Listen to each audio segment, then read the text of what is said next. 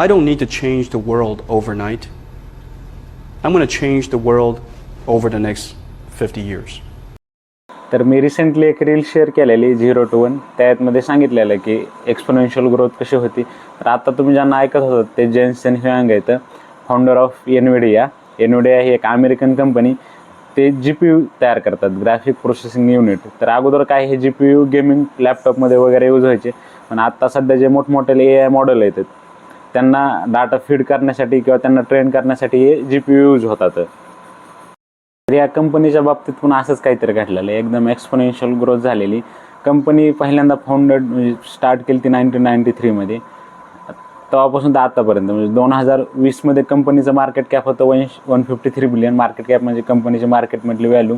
त्यानंतर 2021 कंपनीचं market cap झालं $322 बिलियन. त्यानंतर 2022 मार्केट कॅप होतं अराउंड $500 बिलियन. आणि आता आपण जेव्हा जानेवारी 2024 कंपनीचं मार्केट कॅप आहे 1.5 ट्रिलियन.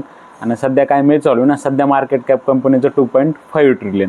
म्हणजे 1993 to 2020 काहीच नाही. त्याच्यानंतर जी ग्रोथ झाली एक्सपोनेन्शियली ते इन्क्रेडिबल आहे. कंपनी किती मोठी आपण याच्यानं अंदाज लावू शकतो की रिसेंटली भारताच्या म्हणजे टोटल मार्केटचं मार्केट कॅप, सगळ्या कंपनीचं मार्केट कॅप $5 ट्रिलियन झालं होतं. म्हणजे रिसेंटली टच केलं तर एकच कंपनी त्याची अर्धी आहे.